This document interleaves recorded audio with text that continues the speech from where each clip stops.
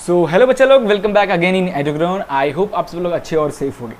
तो यार class 9th का मैथमेटिक्स का चैप्टर नंबर 10 जिसका नाम है सर्कल हम लगा रहे थे। इस चैप्टर का इंट्रोडक्शन भी हमने देखा और साथ ही साथ एक्सरसाइज 10.1 को भी खत्म किया था।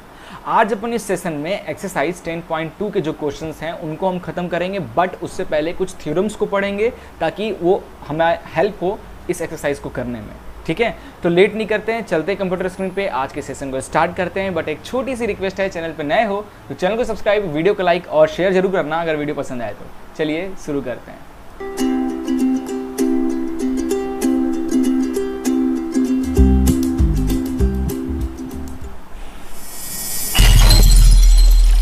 ओके, तो यार चैप्टर नंबर 10 हम पढ़ रहे थे। ठीक है, तो एक्सरसाइज स्टार्ट करने वाले हैं हम लोग। एक्सरसाइज 10.2 सिर्फ दो ही क्वेश्चन है, क्वेश्चन 1 एंड क्वेश्चन 2। बहुत ही आसान क्वेश्चन है ना। थ्योरम का जो प्रूफ है वही ये क्वेश्चन है। तो पहले कुछ थ्योरम्स को अपन डिस्कस कर लेते हैं, देन अपन यहाँ पे आके स्टार्ट करेंगे। ठीक है, तो यार देखो थ्योरम नंबर 10.1 क्या कहता है, जरा सा समझो, क्योंकि इस चैप्टर को थ्योरम बहुत काम के आएंगे। बिना थ्योरम के आप क्वेश्चंस कर ही नहीं पाओगे, तो बहुत जरूरी है थ्योरम्स को समझना। तो यार angle subtended by chord at a point, ठीक है, ये एक्सरसाइज का मेन टाइटल है। अब थ्योरम 10.1 ये कहता है कि equal chord of circle subtended equal angle at centre. कह रहा है कि अगर एक सर्कल है, मान लीजिए एक सर्कल है, उस सर्कल में कुछ इक्वल कॉर्ड्स बने। फॉर एग्जांपल ये ए है, ये बी पॉइंट है, और एक कॉर्ड इधर बना हुआ है, मान लीजिए इसका पी और क्यू।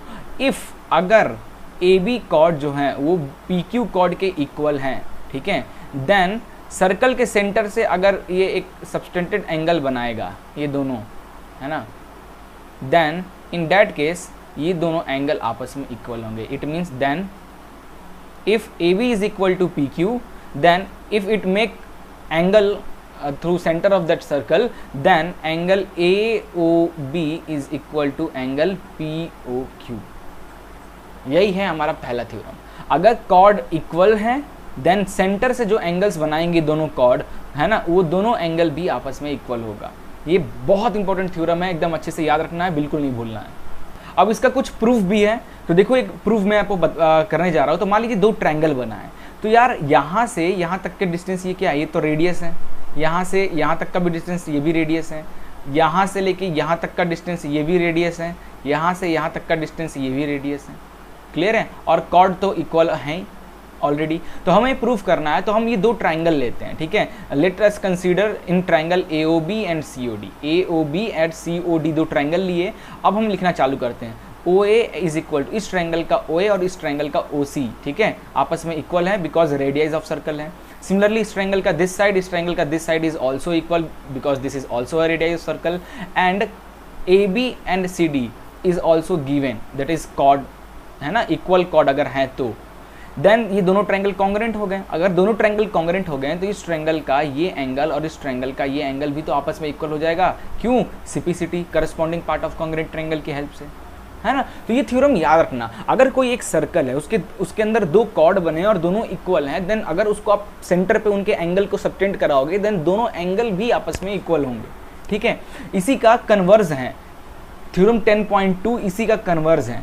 कह रहा है कि मान लीजिए एक सर्कल है और वो सेंटर से दो कॉर्ड से सबटेंडेड है ना, और जो सेंटर का जो एंगल है ये दोनों इक्वल है। यानी if this is chord AB, this is chord PQ and this is O। कह रहा है अब इसमें गिवन दिया हुआ है if this two angle are equal, यानी एंगल AOB इक्वल है, पहले से दिया हुआ है POQ के, देन अगर वो कॉर्ड से एंगल बना रहा है, कॉर्ड ये PQ कॉर्ड का एंगल है ना, और ये AB कॉर्ड का एंगल है, देन इन दैट केस जो कॉर्ड होगा AB वो इक्वल हो जाएगा कॉर्ड PQ के।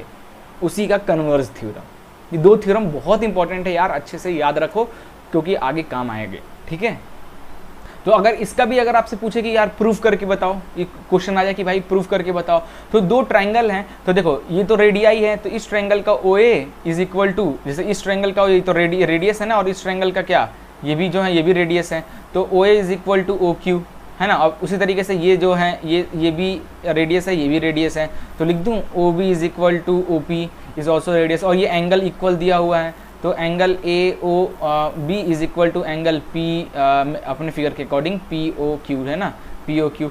तो ये दोनों ट्राइंगल कॉन्ग्रेंट हो गया, देयरफॉर जब कॉन्ग्रेंट हो गया तो जो कॉर्ड ए बी जो है वो कॉर्ड पी क्यू के इक्वल हो जाएगा, reason C P C T.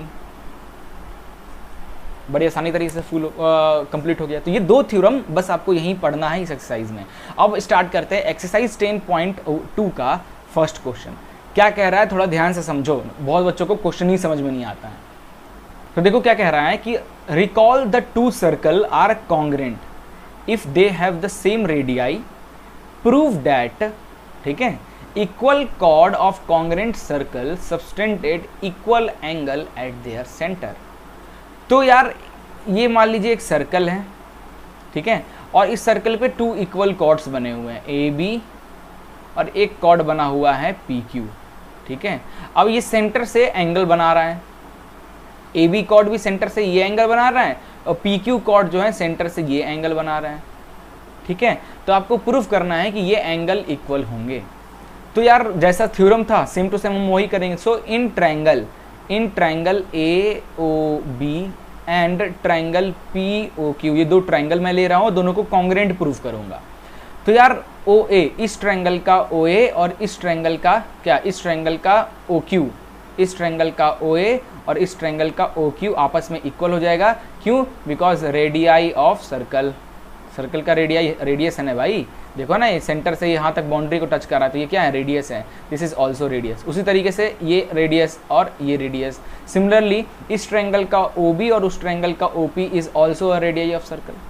और तीसरा क्या बोला है, that equal chord of congruent circle, ठीक है, कॉर्ड इक्वल बोला हुआ है, सब equal angle at their centre, ठीक है, कॉर्ड इक्वल बोला यानी ए बी जो कॉर्ड है वो इक्वल है पी क्यू कॉर्ड के, ये चीज़ गिवन दिया हुआ है, जिसकी हेल्प से जो हमारा ट्रायंगल है दोनों कॉन्ग्रेंट हो गया, ए ओ बी जो है वो कॉन्ग्रेंट हो गया ट्रायंगल पी ओ क्यू से। देयरफॉर अपन लिख सकते हैं ये angle that is angle A O B जो है वो इक्वल हो जाएगा एंगल पी ओ क्यू से, reason C P C T sir, C P C T. That's all, solve question, ठीक है। चलिए आगे चलते हैं। तो एक्सरसाइज 10.2 का क्वेश्चन नंबर 2 क्या कह रहा है, prove that if chord of congruent circle subtended equal angle at their center then the chord are equal। वही है भाई यार, ये एक सर्कल है ना, और ये एक सेंटर है, इस सेंटर से एक मान लीजिए एक कॉर्ड है ए बी, ये कॉर्ड एक एंगल बना रहा है दैट इज ये एंगल, और एक कॉर्ड और है पी क्यू, एक कॉर्ड और है पी क्यू, ये भी सेंटर से ये एंगल बना रहा है। इस टाइम पे अगर ये दोनों एंगल इक्वल हैं तो आपको प्रूफ करना है, कि जो कॉर्ड है वो भी इक्वल होंगे, यानी आपको प्रूफ करना है A B is equal to P Q इस केस में। So same to same in triangle A O B and triangle P O Q, ये दो ट्राइंगल मैं ले रहा हूँ, ठीक है। नाउ देखो ये ओ है तो सेंटर से यहाँ तक इसे क्या कहते हैं, रेडियस कहते हैं, that is also radius, this is also radius, this is also radius. तो कैन वी राइट इस ट्राइंगल का ओ ए जो है इस ट्राइंगल के ओ क्यू से इक्वल हो जाएगा, और रीजन क्या लिख दोगे, that is radii of circle, ठीक है। उसी तरीके से इस ट्रायंगल का ओ बी और उस ट्रायंगल के ओ पी के बराबर हो जाएगा, this is also radii of circle. और एंगल इक्वल दिया हुआ, एंगल ए ओ बी जो है वो इक्वल है एंगल पी ओ क्यू के, ये भी गिवन दिया हुआ है क्वेश्चन में। देयरफॉर आपका ये दोनों ट्रायंगल जो है वो कॉन्ग्रेंट हो जाएंगे, that is P O Q congruent हो गए। जब दोनों ट्रायंगल कॉन्ग्रेंट हो गए, कौन से रूल से भाई, साइड एंगल साइड रूल, ये तो मैं लिखना ही भूल गया था पिछले क्वेश्चन में, ठीक है। साइड एंगल साइड रूल से कॉन्ग्रेंट हो गए, देयरफॉर जो कॉर्ड ए बी है और जो कॉर्ड पी क्यू है दोनों आपस में इक्वल हो जाएंगे, reason C P C T, है ना, इसी दोनों ट्रायंगल को कॉन्ग्रेंट किया है ना, तो इस ट्रायंगल को कॉन्ग्रेंट करने के बाद उसकी हर एक पार्ट, हर एक एंगल आपस में इक्वल हो जाएंगे, तो साइड इक्वल होगा because of C P C T, ठीक है। बस हो गया यार, 10.2 हमारा खत्म होता है, इतने ही क्वेश्चन थे, ठीक है। आशा करता हूँ समझ में आया होगा। मिलते हैं आपसे परसों इसका अगला एक्सरसाइज 10.3 को लेके।